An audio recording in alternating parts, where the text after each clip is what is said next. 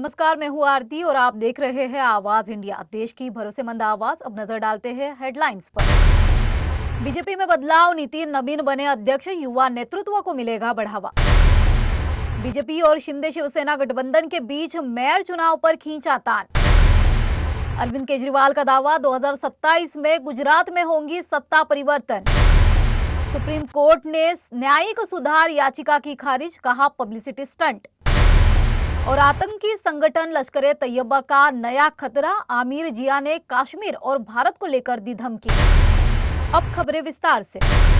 BJP का आगामी संगठनात्मक बदलाव और रणनीतियों पर ध्यान केंद्रित करना आगामी चुनावों के लिए पार्टी की तैयारी को मजबूती प्रदान कर सकता है। नितिन नवीन के अध्यक्ष बनने से पार्टी में एक नई दिशा शुरुआत हो सकती है, खासकर तब जब बात युवा नेताओं को प्रमुख जिम्मेदारियां देने की हो। ये बदलाव पार्टी को युवा वर्ग से जुड़ने और कार्यकर्ताओं के बीच सक्रियता बढ़ाने के लिए एक अच्छा कदम प्रतीत होता है। 2029 के लोकसभा चुनाव को ध्यान में रखते हुए बीजेपी का उद्देश्य अपने संगठन को मजबूत करना और पार्टी के संदेश को ज्यादा प्रभावी बनाना है। ऐसे समय में जब देश के विभिन्न हिस्सों में सामाजिक समीकरण महत्वपूर्ण हो गए हैं, पार्टी को नए चेहरे और विभिन्न समुदायों से जुड़ने की जरूरत महसूस हो रही है। राज्य भर सीटों पर ध्यान देना भी अहम है, क्योंकि ये पार्टी को और अधिक राजनीतिक शक्ति दे सकता है। महाराष्ट्र में बृहन्मुंबई महानगर पालिका के चुनाव परिणामों के बाद राजनीतिक समीकरणों में जो बदलाव आए हैं, उसे महाराष्ट्र की राजनीति में एक नई दिशा देखने को मिल रही है। शिंदे गुट की बढ़ती भूमिका ने यह साफ कर दिया है कि वो अब किंग मेकर की भूमिका में है और उनके बिना मेयर का चुनाव संभव नहीं है। बीजेपी ने 89 सीटों के साथ सबसे बड़ी पार्टी के रूप में उभरने के बाद भी बहुमत से दूरी है, जबकि शिवसेना शिंदे गुट के पास 29 सीटें हैं। इसका मतलब ये है कि अगर बीजेपी और शिंदे गुट के साथ आते हैं तो उनके पास 118 सीटें होगी, जो बहुमत से ज्यादा है। यही कारण है कि मेयर के चुनाव में शिंदे गुट की भूमिका अहम हो गई है। एकनाथ शिंदे ने अपनी पार्टी के 29 पार्षदों को एक 5 स्टार होटल में शिफ्ट किया है, जिसके बारे में पार्टी ने आधिकारिक तौर पर इसे एक 3 दिवसीय वर्कशॉप बताया है। हालांकि राजनीतिक इलाकों में इसे लेकर अटकलें भी लगाई जा रही है। कहा जा रहा है कि ये होटल शिफ्टिंग हॉर्स ट्रेंडिंग का तोड़फोड़ को रोकने के लिए की गई है। शिंदे गुट ने बीएमसी में सत्ता साझेदारी के लिए अपनी शर्तें भी रखी है, जिसमें मेयर का कार्यकाल 2.5 साल बांटने की भी मांग है। इसके अलावा बीएमसी की स्टैंडिंग कमेटी के अध्यक्ष पद पर भी उनकी नजर है। मुख्यमंत्री देवेंद्र फडणवीस ने भी इस पर प्रतिक्रिया दी है और कहा है कि किसी भी प्रकार की हॉर्स ट्रेडिंग नहीं होगी और मेयर का चयन बीजेपी और शिंदे शिवसेना मिलकर करेंगे। आम आदमी पार्टी ने हाल ही में गुजरात की राजनीति में अपने बढ़ते प्रभाव को लेकर दावा किया है और एक सर्वे के आधार पर यह दिखाने की कोशिश की है कि राज्य में भाजपा के मजबूत किले में अब बदलाव के संकेत दिखाई दे रहे हैं। आपका कहना है कि उनका वोट शेयर तेजी से बढ़ रहा है और कांग्रेस के मुकाबले पार्टी अब गुजरात में दूसरी सबसे बड़ी राजनीतिक ताकत बन चुकी है।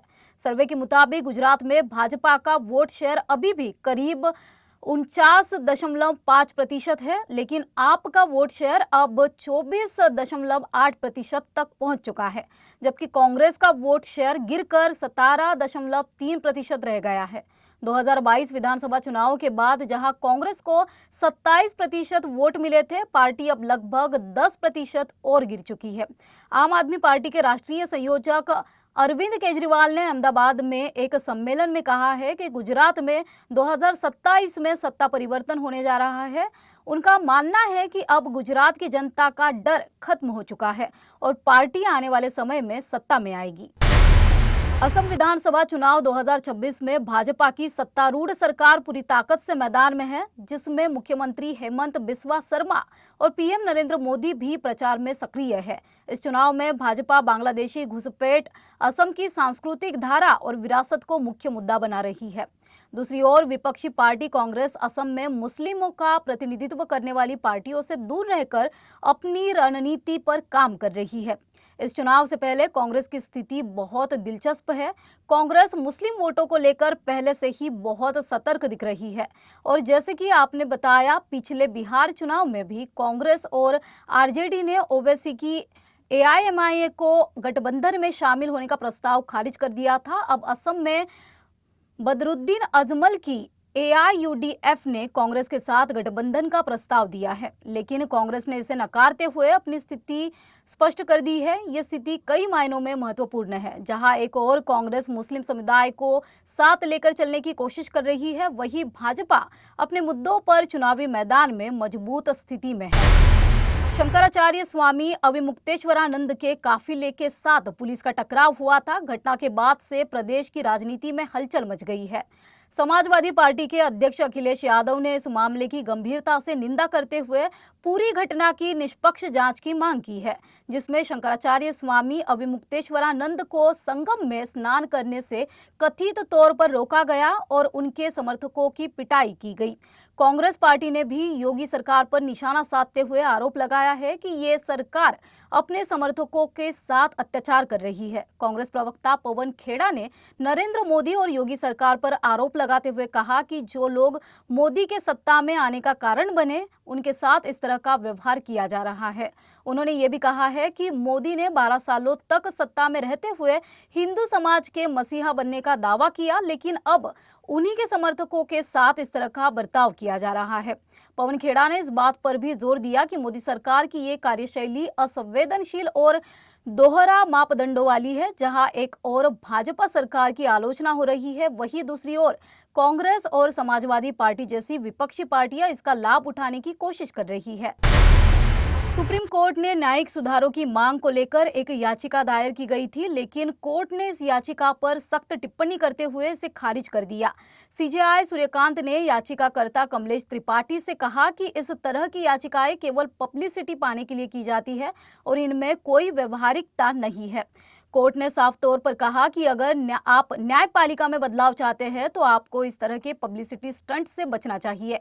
कोर्ट ने इस याचिका को पब्लिसिटी स्टंट बताते हुए टिप्पणी की, याचिकाएं केवल कैमरे के सामने आने के लिए दायर नहीं की जानी चाहिए, बल्कि देश हित में होनी चाहिए। सीजेआई सूर्यकांत ने कहा कि यदि बदलाव चाहिए तो याचिका दायर करने के बजाय एक पत्र लिखकर इस विषय को उठाया जा सकता है।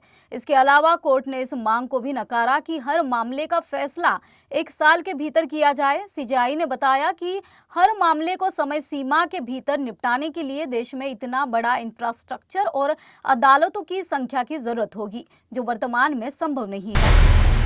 कर्नल सोफिया कुरैशी द्वारा ऑपरेशन सिंदूर पर दी गई ब्रीफिंग के बाद विजय शाह के विवादित बयान को लेकर एक एफआईआर दर्ज की गई थी।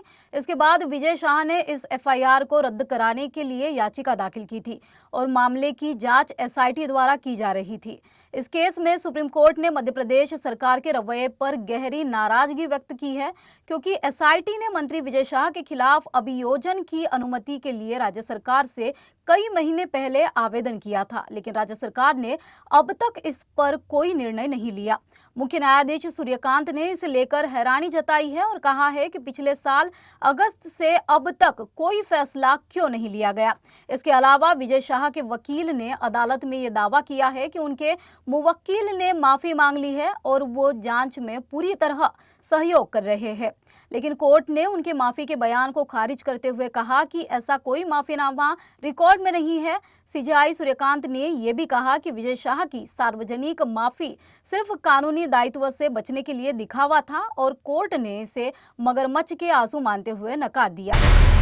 हाफिज सईद के आतंकी संगठन लश्कर ए तैयबा के कमांडर आमिर जिया द्वारा कश्मीर में आतंक फैलाने और भारत में तबाही मचाने की धमकी देना गंभीर चिंता का विषय है। उनका ये बयान विशेष रूप से पाकिस्तान अधिकृत कश्मीर से आया है, जहां उन्होंने गजवाए हिंद के लिए कई गुटों को भारत के खिलाफ एकजुट होने की अपील की।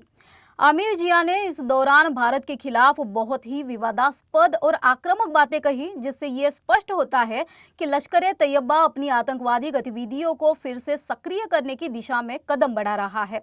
इसके अलावा बांग्लादेश में भी इस विचारधारा के फैलने की बात की जा रही है, जिससे ये और अधिक चिंताजनक हो जाता है। इन आतंकवादी गुटों के मंसूबे को देखते हुए भारतीय सुरक्षा एजेंसियां सतर्क है और संभावित खतरों से निपटने के लिए तैयारी कर रही है।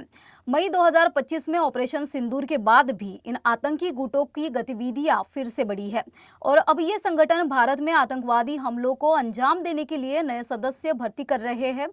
भारत के खुफिया एजेंसियों ने इन घटनाओं को गंभीरता से लिया है और उन क्षेत्रों में सुरक्षा बढ़ा दी है जहां इन संगठनों की गतिविधियां अधिक सक्रिय हो सकती है। फिलहाल खबरों के सिलसिलों में इतना ही। आप देखते रहिए आवाज इंडिया।